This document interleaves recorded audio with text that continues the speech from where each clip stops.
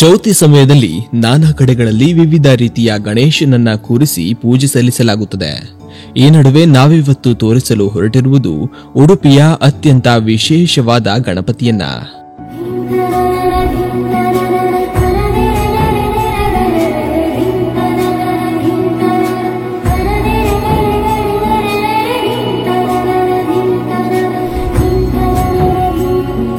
ಅಲೆವೂರು ಗಣಪತಿ ಅಥವಾ ಕಟ್ಟೆ ಗಣಪತಿ ಎಂದು ಹೆಸರುವಾಸಿಯಾಗಿರುವ ಈ ಗಣಪತಿ ಉಡುಪಿಯ ಅಲೆವೂರಿನಲ್ಲಿದ್ದು ಅಶ್ವತ್ಥ ವೃಕ್ಷದ ಕೆಳಗೆ ಈ ಗಣೇಶನನ್ನ ಪ್ರತಿಷ್ಠಾಪಿಸಲಾಗಿದೆ.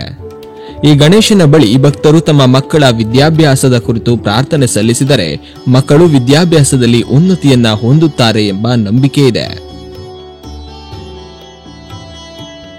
ಉಡುಪಿಯಲ್ಲಿ ವಿಶೇಷವಾದ ಒಂದು ಗಣೇಶೋತ್ಸವ ಇದ್ರೆ ಅಂದ್ರೆ ಅದು ಅಲೆವೂರಿನ ಗಣಪತಿ.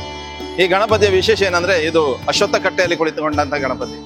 ಬೇರೆ ಕಡೆಯಲ್ಲಿ ಗಣೇಶೋತ್ಸವ ವರ್ಷದಲ್ಲಿ ಒಂದು ದಿನ ಇದ್ರೆ ಇಲ್ಲಿ ವರ್ಷ ಇಡೀ ಗಣೇಶೋತ್ಸವ ನಡೆಯುತ್ತಂತ ವಿಶೇಷವಾದ ತಾಣ ಕಟ್ಟೆ ಗಣಪತಿ ಎಂಬ ಖ್ಯಾತಿಯನ್ನು ಪಡೆದಂತ ಈ ಗಣೇಶ ಸಮಿತಿ. ಇಲ್ಲಿ ವಿಘ್ನ ವಿನಾಶಕನ ಪ್ರತಿ ಶನಿವಾರ ವಿಶೇಷ ಪೂಜೆ ಜರುಗುತ್ತದೆ. ಸಂಕಷ್ಟಿಯರ ಚತುರ್ದಿವಸದಂದು ಬಹಳಷ್ಟು ಜನ ಇಲ್ಲಿ ಸೇರ್ತಾರೆ. ಸುಮಾರು 1,500 ಜನ ರಾತ್ರಿಯ ಪೂಜೆಗೆ ಇಲ್ಲಿ ಸೇರ್ತಾರೆ. ಅದೇ ರೀತಿ ವಿಶೇಷವಾಗಿ ದೀಪಾವಳಿ ದಿನದಂದು ವಿಶೇಷ ಪೂಜೆಗಳು ಇರ್ತದೆ. ಹಾಗೆ ವಾಹನ ಪೂಜೆಗಳು ಮುನಿತರ ವಿಶೇಷ ಪೂಜೆಗಳು ಇಲ್ಲಿ ನಡೀತಲೇ ಇರ್ತದೆ. ಈ ಗಣಪನ ವಿಶೇಷ ಏನಂದ್ರೆ ಸುಮಾರು ಈ ಗಣೇಶನಿಗೆ ಚೌತಿ ದಿನದಲ್ಲಿ ಬೇರೆ ಸಮಯದ ಹಾಗೆಲ್ಲ ಚೌತಿ ದಿನದಲ್ಲಿ ವಿಶೇಷವಾಗಿ ಬಲಿ ಉತ್ಸವಗಳು ಪಲ್ಲಕ್ಕಿ ಉತ್ಸವಗಳು ನಡೆಯುತ್ತದೆ. ಎರಡನೇ ದಿನದಂದು ಸುಮಾರು 22,000 ಅಪ್ಪ ಸೇವೆ ನಡೀತದೆ. ಪ್ರತಿದಿನ ವಿಶೇಷವಾದ ಭಕ್ಷ್ಯ ಭೋಜನಗಳು ವಿನಾಯಕನಿಗೆ ಜರುಗುತ್ತದೆ. ಇಲ್ಲಿ ನೀವು ಕಾಣಬಹುದು ವಿಶೇಷವಾದ ಚಿನ್ನದ ನಮ್ಮ ಈ ಬಲಿಯ ಮೂರ್ತಿ ಇದೆ. ಆ ಬಲಿ ಮೂರ್ತಿಯನ್ನು ಹಿಡ್ಕೊಂಡು ಇಲ್ಲಿ ರಥದ ರೂಪದಲ್ಲಿ ದೇವರಿಗೆ ಪ್ರದಕ್ಷಿಣೆ ಬರ್ತದೆ. ಆನಂತರ ಪಲ್ಲಕ್ಕಿ ಮೂಲಕ ಇಲ್ಲಿ ಪ್ರದರ್ಶನ ಆಗ್ತದೆ. ಈ ಧಾರ್ಮಿಕ ವಿಚಾರ ಬಿಟ್ಟು ಸಾಂಸ್ಕೃತಿಕ ವಿಚಾರಕ್ಕೆ ಬಂದ ಆದ್ರೆ ಈ ಸಾಂಸ್ಕೃತಿಕ ವಿಚಾರದಲ್ಲಿ ಯುವಕರಿಗೆ ವಿಶೇಷವಾದ ಪ್ರಾಧಾನ್ಯತೆಯನ್ನು ಕೊಟ್ಟು ಬಹಳ ಅಂದ್ರೆ ಇದು ಪ್ರಾರಂಭದಿಂದಲೂ ಇಲ್ಲಿ ಸ್ಥಳೀಯ ಮಕ್ಕಳಿಗೆ ವಿಶೇಷವಾದ ಕಾರ್ಯಕ್ರಮಗಳು ಅಂದ್ರೆ ಈ ಸಂಗೀತ ಸ್ಪರ್ಧೆ ಇರ್ಬೋದು, ಪ್ರಬಂಧ ಸ್ಪರ್ಧೆ ಇರ್ಬೋದು, ಡ್ರಾಯಿಂಗ್ ಇರ್ಬೋದು 40 ವರ್ಷಗಳ ಹಿಂದೆಯೇ ಇಲ್ಲಿ ಪ್ರಾರಂಭವಾಗಿದ್ದು ಇಡೀ ಜಿಲ್ಲೆಯಲ್ಲಿ ಯಾರು ಮಾಡದ ಸಮಯದಲ್ಲಿ ಕೇವಲ ಮಣಿಪಾಲದ ಸಿಂಡಿಕೇಟ್ ಬ್ಯಾಂಕ್ ಅಲ್ಲಿ ಡ್ರಾಯಿಂಗ್ ಕಾಂಪಿಟೇಷನ್ ಮಾತ್ರ ಜರುಗುತ್ತಿತ್ತು. ಆದ್ರೆ ಇಲ್ಲಿ ಎಲ್ಲ ಕಾಂಪಿಟೇಷನ್ ಗಳನ್ನು ಮಕ್ಕಳಿಗೆ ಮಾಡಿಕೊಂಡು ಗ್ರಾಮೀಣ ಪ್ರದೇಶದ ಮಕ್ಕಳಿಗೆ ವಿಶೇಷವಾದ ಈ ಸಾಂಸ್ಕೃತಿಕ ಇದಕ್ಕೆ ನಾವು ಸಪೋರ್ಟ್ ಮಾಡ್ತಿದ್ದೇವೆ. ಅದಕ್ಕಾಗಿ ಯುವಕರಿಗೆ ಈ ನಾಟಕಗಳು ಇರ್ಬೋದು ಇದರ ತರಬೇತಿ ನೀಡ್ತೇವೆ. ಹಾಗೆ ಮಕ್ಕಳಿಗೆ SSLC ಮತ್ತು ಅದಕ್ಕಿಂತ ಹಿಂದೆ ಮಕ್ಕಳಿಗೆ ಕಲಿಯಲಿಕ್ಕೆ ಆ ಎಕ್ಸಾಮ್ ಟೈಮ್ ಅಲ್ಲಿ ವಿಶೇಷವಾದ ತರಬೇತಿಯನ್ನು ಕೂಡ ಇಲ್ಲಿ ಆಯೋಜಿಸ್ತಾ ಬಂದಿದ್ದೇವೆ. ಹಾಗೆ ಮಕ್ಕಳಲ್ಲಿ ವಿಶೇಷ ಪ್ರತಿಭೆಯನ್ನು ಗುರುತಿಸಬೇಕೆಂಬ ಉದ್ದೇಶದಿಂದ ಆ ಮಕ್ಕಳ ಒಂದು ಮಗುವಿಗೆ ಈ ಊರಿನ ಒಂದು ಹೆಣ್ಣು ಮಗುವಿಗೆ ಅವಳ ತುಂಬಾ ಹಿಂದುಳಿದ ವರ್ಗದ ಯಾವುದೇ ಜಾತಿ ಮತ ಭೇದವಿಲ್ಲದೆ ಇಂಜಿನಿಯರಿಂಗ್ ಮಾಡುವ ಒಂದು ವಿದ್ಯಾರ್ಥಿಗೆ ಪ್ರತಿ ವರ್ಷ ಸ್ವಲ್ಪ ಧನ ಸಹಾಯವನ್ನ ಈ ಸಮಿತಿ ಮೂಲಕ ಕೊಡ್ತಾ ಬಂದಿದೆ. ಈ ಊರಿನ ಯಾರಾದ್ರೂ ಮದುವೆಗೆ ಆರೋಗ್ಯಕ್ಕೆ ಏನು ಸಮಸ್ಯೆ ಇದ್ದವರು ಇಲ್ಲಿ ಬಂದು ಕೇಳಿದ್ರೆ ಅವರಿಗೆ ಬೇಕಾದ ಧನ ಸಹಾಯವನ್ನ ಸ್ವಲ್ಪ ಮಟ್ಟಿಗೆ ಈ ಸಮಿತಿಯಿಂದ ಕೊಟ್ಟಿದೆ. ಹಾಗೆ ಇನ್ನೂ ಹಲವು ಕಾರ್ಯಕ್ರಮಗಳನ್ನು ಮಾಡುತ್ತಾ ಈ ಸಮಿತಿಗೆ ಸಂಬಂಧಪಟ್ಟಂತೆ ನಾವು ಇಲ್ಲಿ ಅದಕ್ಕೆ ಸ್ವಂತವಾದ ಆಫೀಸ್ ಇದೆ. ಅದೇ ರೀತಿ ಸಭಾಂಗಣ ಇದೆ. ದೊಡ್ಡದಾದ ಸಭಾಂಗಣವನ್ನು ನಿರ್ಮಿಸ್ತೇವೆ. ಬಡವರ ಮತ್ತು ತುಂಬಾ ಕಷ್ಟದಲ್ಲಿ ಇರುವವರಿಗೆ ಅದನ್ನು ಬಹಳ ರೀಸನೇಬಲ್ ರೇಟ್ ಅಂದ್ರೆ ಕ್ಲೀನಿಂಗ್ ಚಾರ್ಜ್ ಅನ್ನು ಮಾತ್ರ ಕೊಟ್ಟು ಆ ಹಾಲ್ ಅನ್ನು ನೀಡ್ತೇವೆ. ಹಾಗೆ ಒಂದು ವಾಣಿಜ್ಯ ಸಂಕೀರ್ಣ ಇದೆ. ಈ ಗುಡಿ ಇದೆ. ಇಷ್ಟು ದೊಡ್ಡ ಸುಂದರವಾದ ಗುಡಿಯನ್ನು ಕೂಡ ನಿರ್ಮಿಸಿ ಆ ಗಣಪನಿಗೆ ನೀಡಿದ್ದೇವೆ. ಬಹಳ ಭಕ್ತರು ಬೇರೆ ಬೇರೆ ಊರುಗಳಿಂದ ಇಲ್ಲಿಗೆ ಆಗಮಿಸ್ತಾರೆ. ಹಾಗೆ ಬಹಳಷ್ಟು ಒಂದೊಂದು ವಿಶೇಷ ಅಂದ್ರೆ ಈ ಕೆಸರುಗದ್ದೆ ಎಂಬ ಕಾನ್ಸೆಪ್ಟ್ ಈಗ ಪ್ರಾರಂಭವಾದದ್ದು. ಈ ಕೆಸರುಗದ್ದೆ ಕಾಂಪಿಟೇಷನ್ 21 ವರ್ಷದ ಪ್ರಥಮವಾಗಿ ಪ್ರಾರಂಭಿಸಿದ್ದು ಇದು ಅಲೆವೂರು ಗಣೇಶೋತ್ಸವ ಸಮಿತಿ. ಯಾಕಂದ್ರೆ ಈಗ ಸಹ ನೀವು ಯೂಟ್ಯೂಬ್ ಗಳಿಗೆ ಸೋಷಿಯಲ್ ಮೀಡಿಯಾಕ್ಕೆ ಹೋಗಿದ್ರೆ ಸಿಗುದು ಇಲ್ಲಿದೆ ಫೋಟೋಸ್. ಈಗ ಹೆಚ್ಚಿನವ್ರು ಬ್ಯಾನರ್ ಗಳಲ್ಲಿ ಯೂಸ್ ಮಾಡುದು ಇಲ್ಲೇ ಹುಡುಗರದ ಫೋಟೋ. ಅದನ್ನು ಆ ಸಮಯದಲ್ಲಿ ಮಾಡಿದ ಒಂದು ಹೆಗ್ಗಳಿಕೆ ನಮಗಿದೆ.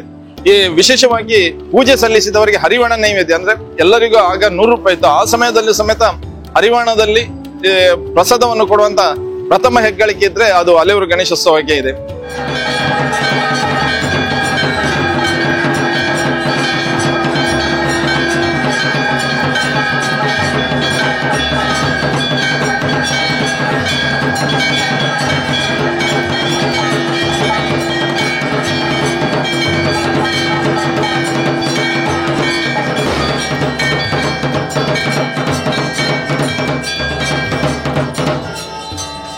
ಇದು ಮುಂಚೆ ಗಣೇಶೋತ್ಸವ ಮುಂಚೆ ಇಲ್ಲಿ ಹತ್ತಿರದ ನಾರಾಯಣ ಕಿಣಿಯವರ ಒಂದು ಕೊಠಡಿಯಲ್ಲಿ ಮಾಡ್ತಾ ಇತ್ತು.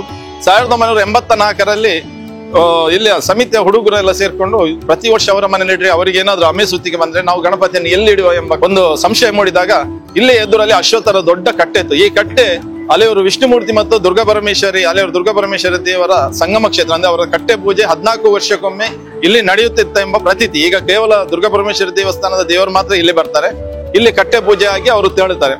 ಆ ಕಟ್ಟೆಯನ್ನು ಕಂಡಾಗ ನಾವು ಶಿರೂರು ಸ್ವಾಮಿಗಳ ಹತ್ರ, ಶಿರೂರು ಲಕ್ಷ್ಮೀವರ ತೀರ್ಥ ಶ್ರೀಪಾದರಿದ್ದರು, ಅವರ ಹತ್ರ ಹೋಗಿ ಕೇಳಿದಾಗ ಅವರು ಮಾಡುವ ಅಂತ ಹೇಳಿ ನಾವು ಇಲ್ಲಿ ಬಂದು ನಾಗರ ಪಂಚಮಿ ದಿವಸ ಇಲ್ಲಿ ಕೆಸರು ಕಲ್ಲಿನ ಪೂಜೆಯನ್ನು ಆರಂಭಿಸಿದೆವು. ಕೇವಲ 24 ದಿನದ ಒಳಗೆ ಈ ಗುಡಿ ಇಲ್ಲಿ ನಿರ್ಮಾಣವಾಗಿದೆ. ಅಂದ್ರೆ ನಾವು ಪ್ರಾರಂಭ ಮಾಡುವಾಗ ಇಲ್ಲಿ ನಮ್ಮ ಸಮಿತಿ ಇದ್ದದೇ ಆಗ 20,000 ರೂಪಾಯಿ. ಆ 20,000 ಹಿಡ್ಕೊಂಡು ಪ್ರಾರಂಭ ಮಾಡಿದ್ದು.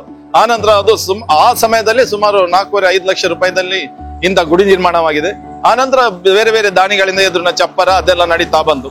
ಹಾಗೆ ಈ ಗಣೇಶೋತ್ಸವ ಸಮಿತಿಯಲ್ಲಿ ಪ್ರತಿ ಶನಿವಾರ ವಿಶೇಷವಾಗಿ ಭಜನೆ ಮತ್ತು ದೇವರಿಗೆ ಪೂಜೆ ನಡೀತದೆ. ವಿಶೇಷ ಸಂದರ್ಭಗಳಲ್ಲಿ ದೇವರಿಗೆ ವಿಶೇಷವಾದ ಪೂಜೆ ನಡೀತದೆ. ಸಂಕಷ್ಟಿಹರ ಚತುರ್ದಶದಂದು ಬಹಳಷ್ಟು ಜನ ಇಲ್ಲಿ ಸೇರ್ತಾರೆ. ಅಂದ್ರೆ ರಾತ್ರಿ ಉಪವಾಸ ಇದ್ದವರಿಗೆ ಫಲಾರ್ಧ ವ್ಯವಸ್ಥೆ ಇದೆ, ದೇವರಿಗೆ ವಿಶೇಷವಾದ ಪೂಜೆ ಇದೆ. ಹಾಗೆ ರಂಗಪೂಜೆ ನಡೀತದೆ, ದೇವರಿಗೆ ಹೂವಿನ ಪೂಜೆ ನಡೀತದೆ. ಬಹಳಷ್ಟು ಭಕ್ತಾಭಿಮಾನಿಗಳು ಇಲ್ಲಿ ಬಂದು ವಿಶೇಷವಾದ ಅವರವರ ಏನು ಕಷ್ಟಗಳಿಗೆ ಏನು ಹರಕೆ ಹೇಳಿದರೆ ಆ ಕಷ್ಟಗಳ ನಿವಾರಣೆಗಾಗಿ ಇಲ್ಲಿ ಪೂಜೆಯನ್ನು ಸಲ್ಲಿಸ್ತಾರೆ. ಹಾಗೆ ಇನ್ನೊಂದು ಪ್ರತೀತಿ ಇದೆ, ಈ ಮಕ್ಕಳು ಕಲಿಯುವುದರಲ್ಲಿ ಬಹಳ ಹಿಂದುಳಿದಿದ್ರೆ ಆ ಮಕ್ಕಳನ್ನು ಇಲ್ಲಿ ಕರೆದುಕೊಂಡು ಬಂದು ದೇವರ ಎದುರಲ್ಲಿ ಪ್ರಾರ್ಥನೆ ಸಲ್ಲಿಸಿದ್ರೆ ಆ ಮಕ್ಕಳು ಕೂಡ ಕಲಿಯುವುದರಲ್ಲಿ ಬಹಳ ಮುಂದುವರಿತಾರೆ ಎಂಬುದಕ್ಕೆ ಬಹಳಷ್ಟು ನಿದರ್ಶನಗಳನ್ನು ನಾವಿಲ್ಲಿ ಕಂಡಿದ್ದೇವೆ. ತುಂಬಾ ಬೇರೆ ಬೇರೆ ಊರುಗಳಿಂದ ಮಕ್ಕಳನ್ನು ಕರ್ಕೊಂಡು ಬರ್ತಾರೆ. ದೇವರ ಎದುರಲ್ಲಿ ವಿದ್ಯಾವಿನಾಯಕನಾದ ವಿನಾಯಕನ ಮುಂದೆ ಪ್ರಾರ್ಥಿಸಿ ಆ ಮಕ್ಕಳಿಗೆ ಪ್ರಸಾದವನ್ನಿಟ್ಟರೆ ಆ ಮಕ್ಕಳು ಕೂಡ ಬಹಳಷ್ಟು ಕಲಿಯುವುದರಲ್ಲಿ ಮುಂದುವರೆದಿದ್ದಾರೆ ಎಂಬುದಕ್ಕೆ ನಿದರ್ಶನಗಳು ಇಲ್ಲಿ ಬಹಳಷ್ಟಿದೆ. ಇಂತಹ ಶಕ್ತಿಶಾಲಿ ಗಣೇಶನಿರುವ ಜಾಗಕ್ಕೆ ನೀವು ಕೂಡ ಒಮ್ಮೆ ತಪ್ಪದೆ ಭೇಟಿ ನೀಡಿ.